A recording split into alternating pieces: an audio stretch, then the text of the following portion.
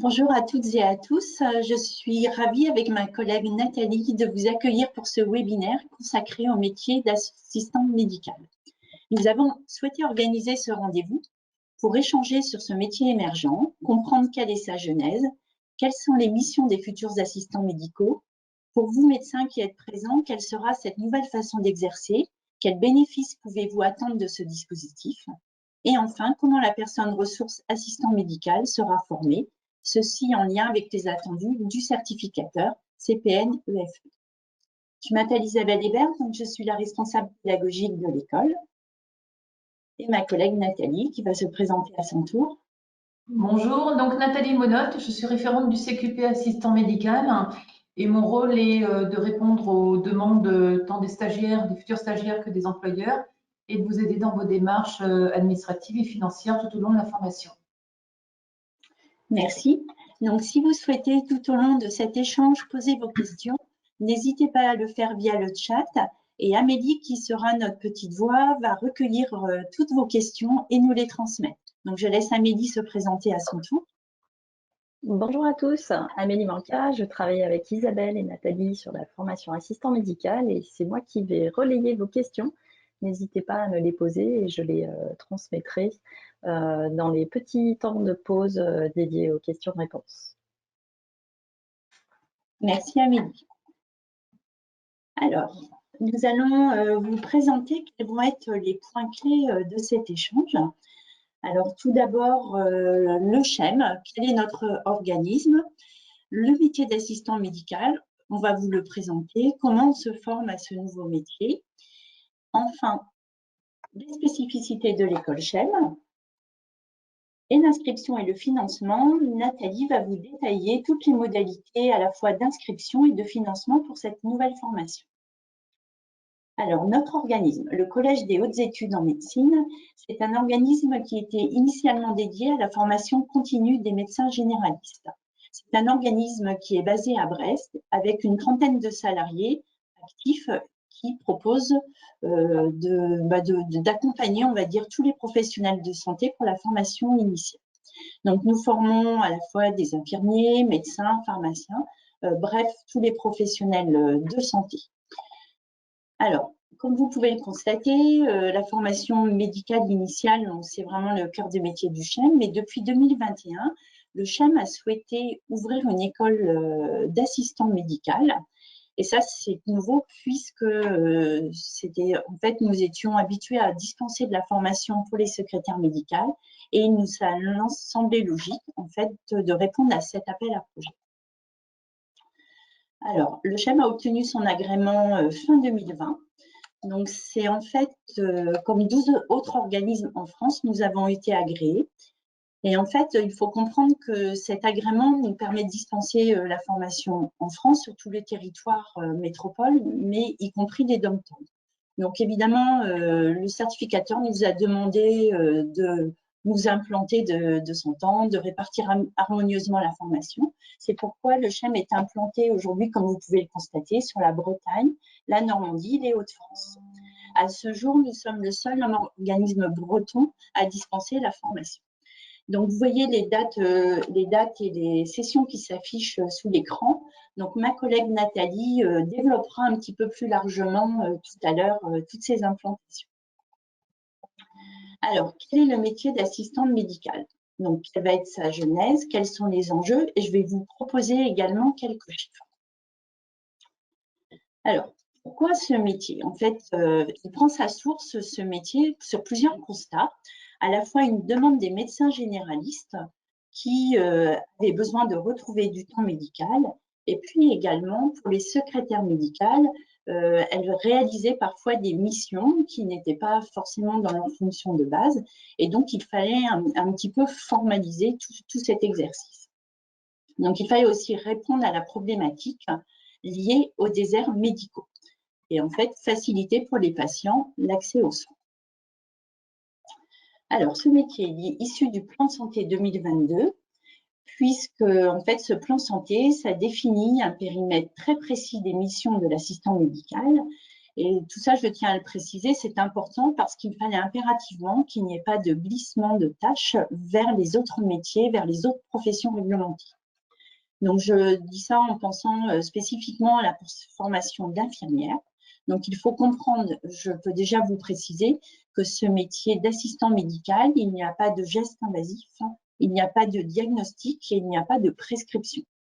Donc, il est important, et nous, en tant qu'organisme de formation, on est attaché justement à vraiment relayer cette information auprès des futurs assistants médicaux pour qu'il n'y ait pas de confusion sur les missions qui leur sont dédiées.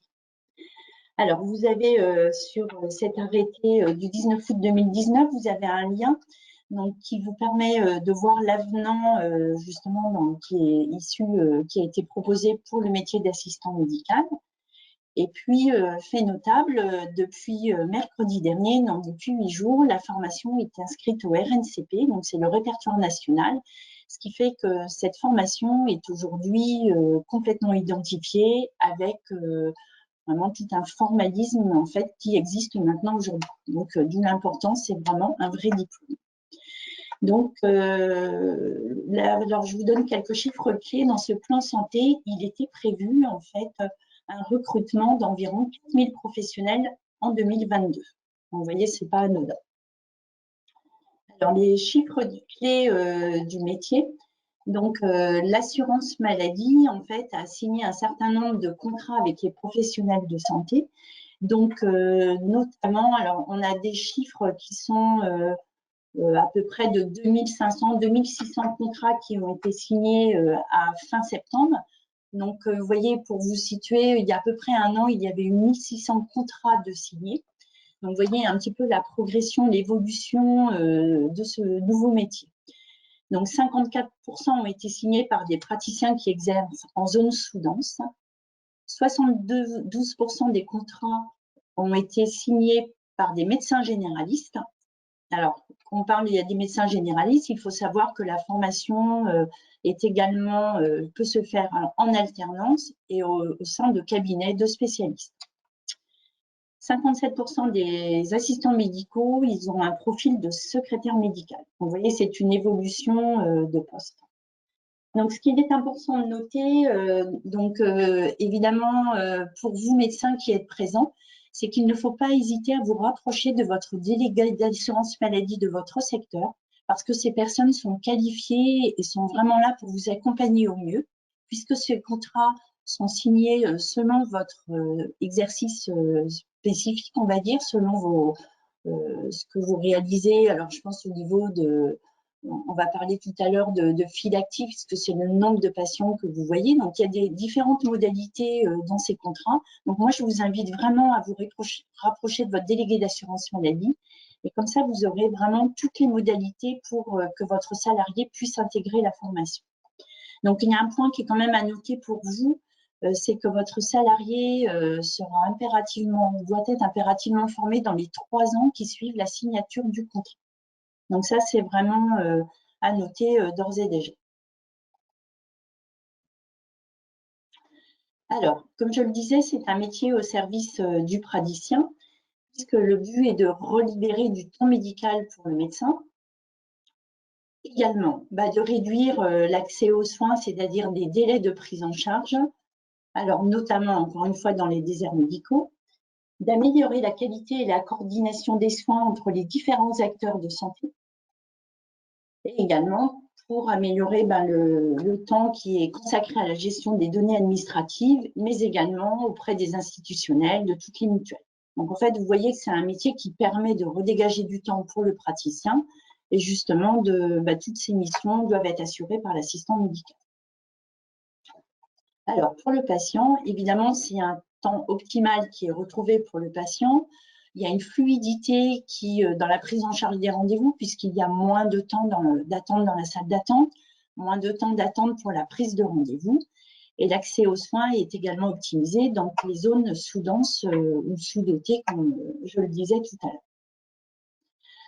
Alors, pour le salarié, c'est d'autres perspectives, puisque ça donne des perspectives d'évolution pour les salariés.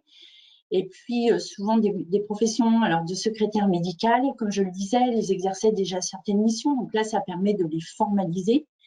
Et également, ça permet qu'il y ait une reconnaissance des compétences qui ont été acquises de façon informelle lors du parcours professionnel.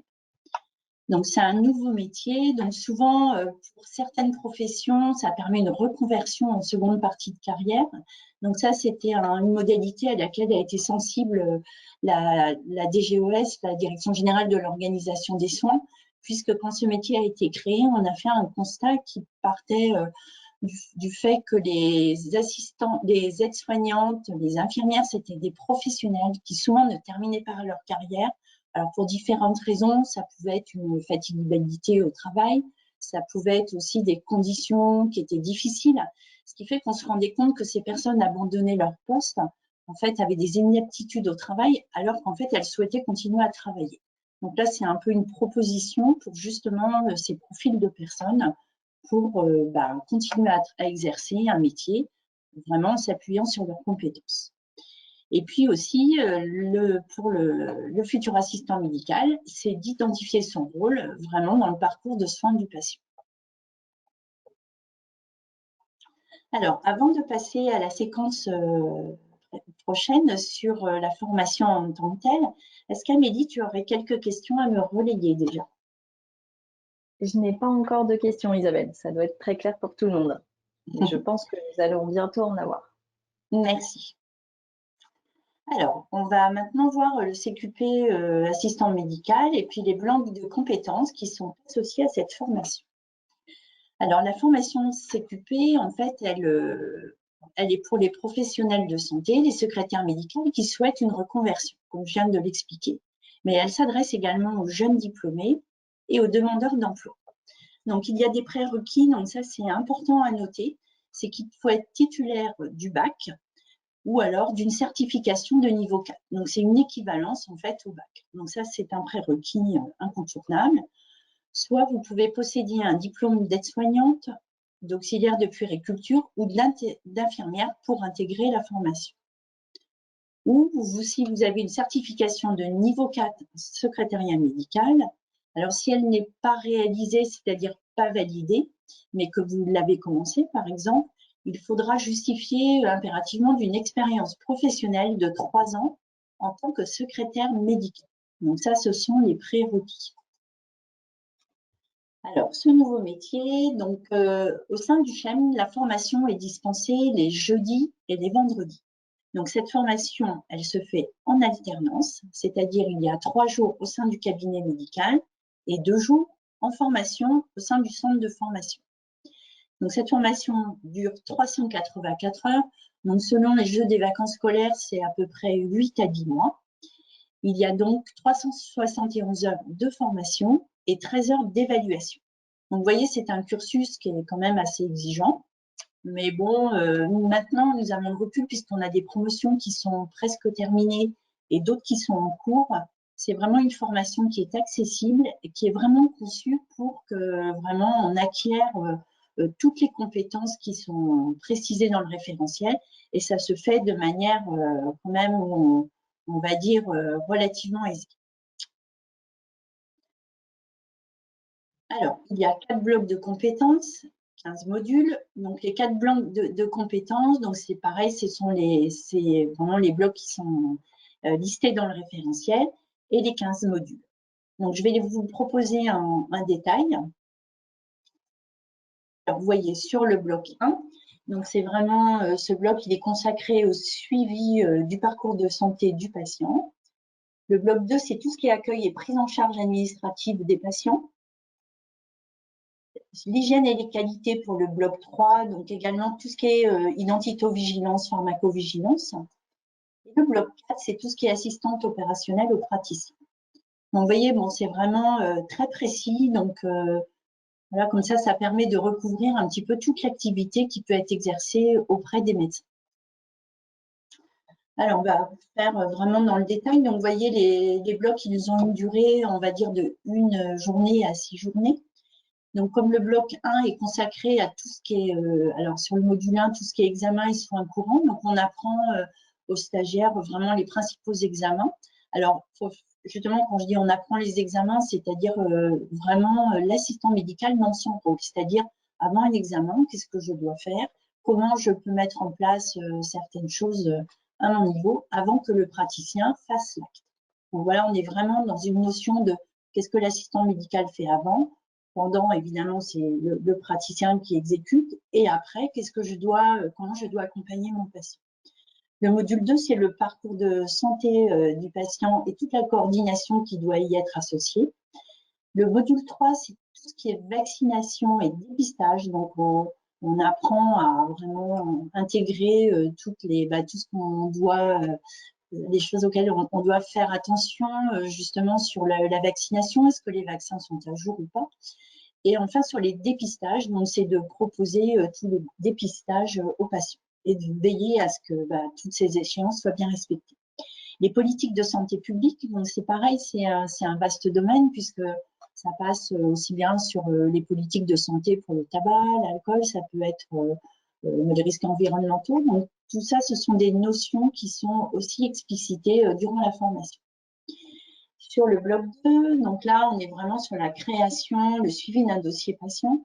Donc ça, c'est des choses classiques, on va dire, vraiment de points à ne pas oublier. On revoit le vocabulaire médical, le logiciel médical. Donc ça, c'est vraiment tout ce qui est l'aspect, on va dire, un petit peu technique et informatique de l'activité. La communication avec les patients et enfin la télémédecine. Sur le bloc 3, c'est tout ce qui est gestion du risque contaminant, qu'est-ce qu'on doit veiller à respecter en matière d'hygiène au sein d'un cabinet médical, et les notions d'identito-vigilance, pharmacovigilance, notamment sur aussi comment est-ce qu'on renseigne par exemple la fiche pour un dossier patient. Le dernier bloc de compétences, c'est l'assistance opérationnelle aux praticiens. Donc là, c'est vraiment, j'ai tendance à dire que c'est un peu la synthèse de tous les autres blocs, puisque ça permettra à l'assistant médical de mettre en application toutes les notions acquises. Donc, en fait, vous voyez, donc il y a de la FGSU, c'est les gestes, c'est l'attestation qui valide les gestes de soins d'urgence de niveau 1. Tout ce qui est constante des mesures, comment on prend certaines constantes, poids, taille, tension, etc. Il y a un module sur la gestion des stocks au sein du cabinet, veiller à la péremption des différents produits. Enfin, le dernier module qui, lui, vraiment reprend toutes les données qui ont été vues durant la formation. Donc, vous voyez, c'est une formation, comme vous pouvez le constater, qui est assez riche, mais qui est à la fois pertinente puisque ça recoupe toutes les missions que peut effectuer un assistant médical en dehors, comme je l'ai dit, du diagnostic, de la prescription et des gestes invasifs. Voilà. Alors, les intervenants qui participent à la formation au sein du CHEM et qui dispensent les cours, on va faire un petit point parce que c'est important de voir un petit peu comment on travaille. Donc, évidemment, ils sont reconnus pour leur spécificité. Ils sont assurés par des profils divers et variés puisque nous avons des médecins généralistes. Il y a aussi des spécialistes. Par exemple, on a un endocrinologue, un médecin vasculaire. Également des infirmiers, des pharmaciens, psychologues qui participent notamment à la formation sur la communication. Et en fait, on a souhaité que les intervenants soient vraiment experts du contenu qu'ils proposent. Et en fait, il faut savoir, comme le CHEM est un organisme de formation médicale historiquement, on a un réseau d'experts assez conséquent, ce qui nous permet de proposer cette formation. Et pour l'instant, les intervenants sont ravis justement d'accompagner les premiers stagiaires au sein de nos formations. Alors, en fait, évidemment, le référentiel, il existe. Donc, en fait, chaque formateur, il construit sa formation à partir d'une fiche programme qui a été validée par le certificateur. Et après, mon rôle, c'est d'accompagner l'intervenant pour vraiment que son contenu soit bien en adéquation avec le référentiel et puis tous les attendus. Voilà.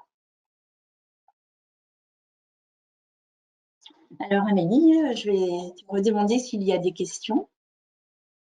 Oui, j'ai deux questions. Une personne qui veut savoir si tout le contenu de la formation est obligatoire pour une assistante qui est déjà en poste depuis 18 mois. Alors, il existe, c'est vrai que la formation, il peut exister des dispenses. Donc, les dispenses, ça peut être notamment proposé à certains profils, donc notamment comme ça peut être des infirmiers, des aides-soignantes, des auxiliaires de puériculture. Donc, c'est vrai que des dispenses existent. Par contre, il ne faut pas perdre de vue quand même, c'est un nouveau métier. Donc, qui dit nouveau métier, même si dans les intitulés que j'ai présentés tout à l'heure, on se dit, bon, par exemple, je prends l'exemple communication avec les patients.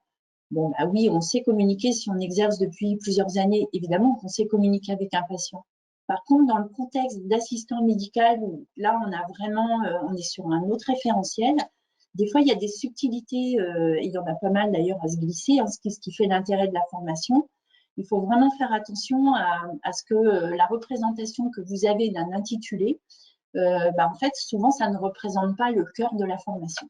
Donc, moi, je pense que il est intéressant quand même de ne pas amputer de certains modules parce que des fois, finalement, si on loupe des choses, on a des informations qu'on peut louper aussi. Donc, je pense qu'il faut vraiment être très précautionneux lorsque l'on fait le choix, parfois, de demander des dispenses. Donc, ça, ne vous inquiétez pas. Moi, je suis là pour vous accompagner si vous avez des demandes spécifiques en fonction de votre profil. Et comme ça, on pourra en discuter, puis ça permet de vous éclairer un petit peu sur la décision que vous avez à prendre. Donc, si tu as une deuxième question. Oui, tout à fait. J'ai le cas d'une personne qui a un diplôme d'aide-soignante et justement, elle veut savoir s'il y a des dispenses. Donc, ça recoupe un peu ce que tu viens de dire. Voilà, hein, donc bien faire attention puisque c'est… Alors, j'ai tendance à dire l'assistant médical, c'est pas une super secrétaire, c'est pas une mini-infirmière. C'est vraiment un autre métier avec d'autres compétences. Donc, il faut faire vraiment attention à pas mélanger les missions des uns des autres et c'est pour ça aussi que la formation, elle est vraiment axée pour bien comprendre quelles seront les futures missions. Voilà. Je n'ai pas d'autres questions pour le moment, Isabelle. Merci. Bien, je vais laisser ma collègue Nathalie vous expliquer un petit peu tout ce qui est format de formation, puis toutes les spécificités de l'école Chaîne. D'accord, merci Isabelle. Alors effectivement, dans les prochains tableaux, nous allons voir les différents formats de formation que vous aurez tout au long du cursus, le matériel et les locaux, ainsi que la sélection et positionnement des futurs candidats. Alors, en ce qui concerne les formats de formation, nous avons donc du présentiel, évidemment, sur l'ensemble des heures qui sont indiquées dans le référentiel. Il y a 384 heures, dont 13 heures d'évaluation. Le présentiel représente à peu près 75-80% des cours. Classe virtuelle et e-learning, donc on considère en distanciel, ça représente 25%. Et vous avez évidemment la pratique en cabinet au quotidien. Donc, comme on vous a expliqué tout à l'heure, les 3 jours dans le cabinet. Le matériel et les locaux, donc nous avons donc Brest évidemment ici, Rennes donc qui a ouvert le 24 février, Lille également donc le 24 février, Rouen qui va ouvrir donc au mois de septembre. Nous, comme vous pouvez le voir, nous avons les locaux déjà qui sont signés, et Vannes qui va ouvrir également, Caen, Arras et Saint-Lô. Donc, les locaux sont en cours de finalisation. Ça devrait être courant mai ou juin, donc pour la finalité.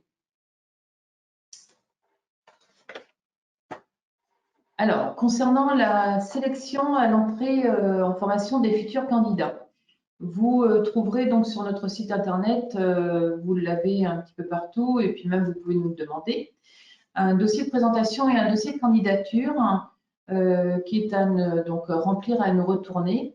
À partir du moment où vous avez donc un cabinet, vous êtes en cabinet en tant qu'assistant médical, un entretien individuel est programmé avec Isabelle. Tout dépend de nos disponibilités, mais c'est assez rapide. Où donc cet entretien est plus un échange pour vous connaître parce que effectivement on a votre dossier version papier, mais c'est bien de vous avoir en visuel pendant une vingtaine de minutes, 30 minutes au maximum. Après cet entretien, donc, qui vous explique le programme, le planning, l'organisation, et puis tout l'aspect administratif et financier, nous vous donnons une réponse. Ensuite, évidemment, vous vous inscrivez, vous confirmez votre inscription. À partir de là, une fois qu'on a les renseignements de l'entreprise, on édite la convention qu'on vous renvoie signée par notre dirigeant, et donc après que vous avez à déposer directement sur le site de l'OPCO-EP s'il s'agit d'un cabinet médical. Et puis ça peut être un autre organisme, un autre opérateur de compétences, si toutefois c'est une autre structure. On peut rentrer dans les détails après, quand vous nous appelez, on peut rentrer dans les détails. Et après, bien entendu, l'entrée en formation.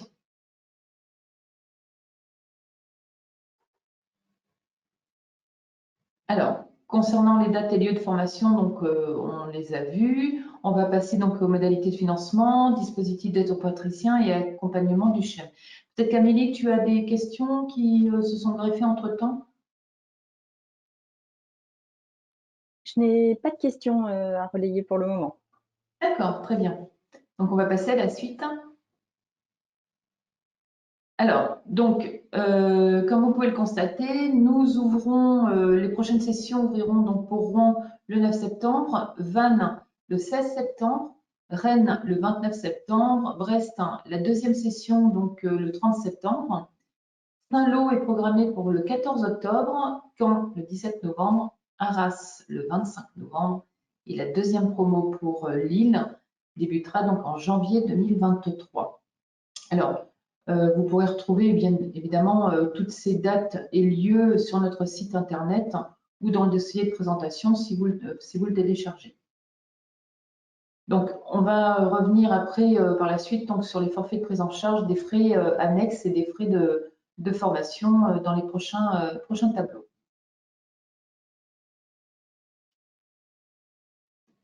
Alors, concernant les différentes modalités de financement, et bien entendu, c'est à la convenance de l'employeur.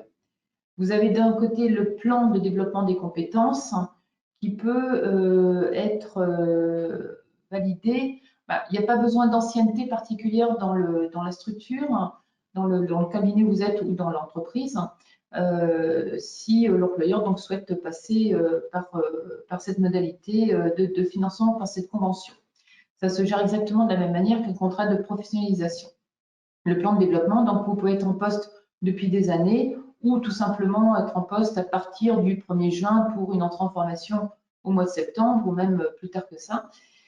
Donc, il s'agit au départ, vous êtes salarié du cabinet, donc salarié intégralement, et il s'agit donc de formation continue, donc ça se traduit par une convention sous forme de plan de développement des compétences.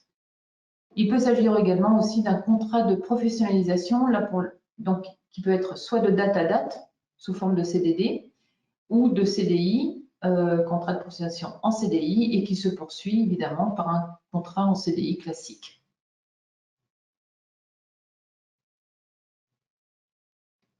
Alors, concernant les modalités de financement, s'il s'agit donc d'un plan de développement des compétences, donc c'est de la formation continue, l'apprenant est obligatoirement salarié de l'employeur avec un emploi du temps au minimum à 80%. Pourquoi? Parce qu'il y a déjà 2 jours de formation qui sont compris dans le temps de travail, à savoir le jeudi et le vendredi, comme l'a évoqué Isabelle tout à l'heure. Il faut bien pratiquer à un moment donné, donc d'où l'intérêt que la personne soit au minimum à 80% pour qu'elle puisse pratiquer soit le lundi, soit le mardi, soit le 3 matinées, 2 après-midi. Enfin voilà, ça c'est une organisation en interne dans le cabinet médical. Une prise en charge intégrale des frais pédagogiques par l'organisme financeur, donc en l'occurrence pour les cabinets médicaux locaux EP, opérateurs de compétences des entreprises de proximité. La formation donc est prise en charge à 100%, que ce soit les 384 heures plus les heures, enfin, y compris les heures d'évaluation, bien entendu, que ce soit une formation d'adaptation à l'emploi, donc en l'occurrence que le bloc 2, et que ce soit aussi une formation à temps plein avec des dispenses, si toutefois la personne souhaite en bénéficier. Il y a également une aide financière pour les salaires, puisque chaque salarié donc sera absente de son poste de travail durant 2 jours par semaine. Donc, cela représente à peu près 14 heures, que ce soit en présentiel ou en distanciel. L'employeur a donc droit à une aide, toujours par l'organisme, donc l'OPCO-EP. Là, nous parlons vraiment spécifiquement pour cet opérateur de compétences, puisque ça a été statué dans la convention collective. Donc, cette aide représente 12 € de l'heure à chaque fois que le salarié donc, est en formation. Vous avez également une aide pour les salariés, une aide financière sur les frais annexes. Les frais annexes, donc cela représente les frais de déplacement. S'il y a plus de 30 km aller-retour entre le lieu de formation et puis le cabinet médical. Et une aide également pour le repas, pardon, donc pour le midi. Il peut y avoir aussi également une aide forfaitaire pour les frais d'hébergement. Si toutefois, de mémoire, il y a plus de 200 km aller-retour entre le domicile et le lieu de formation. Tout cela est à enregistrer, à renseigner lorsque l'employeur dépose le dossier de la personne, donc convention plus programme et calendrier, sur le site de l'OPCO-EP. C'est très bien fait. Il y a également un tuto pour accompagner les employeurs pour déposer le dossier. Je me suis permise d'accéder à ce dépôt justement pour avoir le maximum d'informations et répondre et vous aider dans vos démarches. Donc, c'est vraiment très simple, ça se fait en très très peu de temps. Et justement, donc, les frais kilométriques sont à intégrer pour bénéficier de cette aide financière.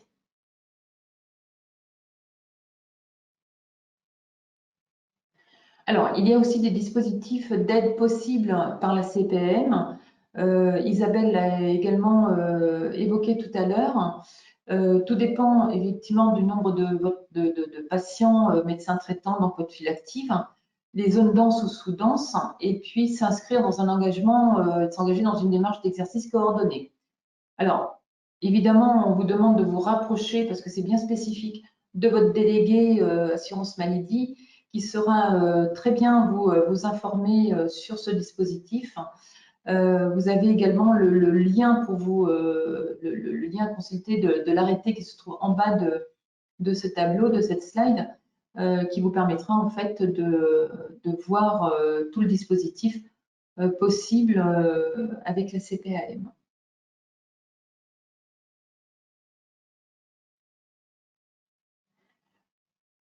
Voilà, et l'équipe du CHEM est là pour vous accompagner, hein, bien entendu, en amont et pendant la formation.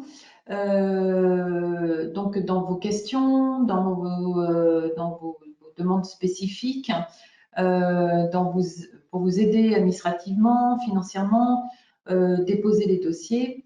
Vous avez un suivi de l'élaboration de la convention d'alternance, hein, puisque nous l'éditons et pour vous et nous vous l'envoyons après pour faire le dépôt. L'aide de démarche administrative, j'en ai parlé. La mise en relation aussi pour faciliter votre recrutement, vos recherches d'employeurs. Nous accompagnons également le médecin dans son rôle de tuteur. Nous accompagnons aussi les médecins qui sont à la recherche de candidats donc, pour leur cabinet. Voilà. Donc, un récapitulatif aussi des ouvertures que nous avons fait donc au mois de février et les prochaines. Isabelle, Amélie, pardon, est-ce que tu as des questions suite à ce que je viens d'évoquer? Oui, Nathalie, j'ai quelques questions. Quelques questions de personnes qui ne sont pas en poste en tant qu'assistant médical, mais qui sont à la recherche et qui demandent des conseils pour savoir comment trouver un poste d'assistant médical. Est-ce qu'on doit postuler quand même à la formation? Alors, vous pouvez tout à fait postuler quand même à la formation. Évidemment, voilà, on vous accompagnera une fois que vous avez trouvé un employeur. Quelques pistes. Alors, évidemment, il y a Pôle emploi qui peut très bien déposer des annonces. Il y a aussi les réseaux sociaux, il y a les sites de recrutement.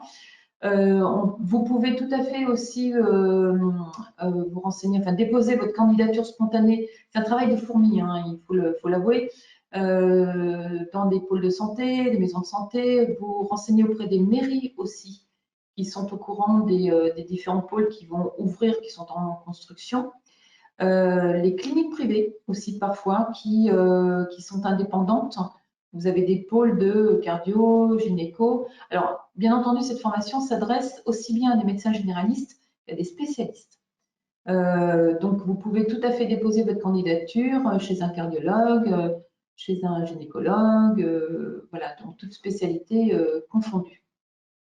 On peut aussi leur dire que quand qu'il nous arrive à nous d'avoir des employeurs médecins qui sont à la recherche Absolument, tout à d'assistants fait. médicaux. Ça nous arrive parfois, pas souvent, nous mais ça arrive. peut nous arriver. Voilà, ça nous arrive. Alors, ce que l'on fait, c'est que à partir du moment où la personne est reçue, on envoie, suivant les critères de la demande, on envoie un CV anonymisé donc à l'employeur, les CV anonymisés à l'employeur, et en fonction du profil du candidat, bon, il nous demande évidemment les coordonnées. On prend le soin d'appeler les stagiaires aussi pour savoir où ils en sont dans leur recherche. Si on peut envoyer leur candidature. Voilà, c'est tout un process que nous avons mis en place et qui fonctionne pas trop mal. Merci Nathalie. J'ai une personne qui est en recherche et qui a 58 ans et qui demande s'il y a des critères d'âge pour tous les dispositifs et prérequis d'entrée en formation. Absolument pas. On a même eu le cas d'un employeur qui a une salariée de plus de 60 ans, pas loin de 65, qui est très bien son poste de travail, qui ne veut pas partir, donc elle fait la formation. Très bien.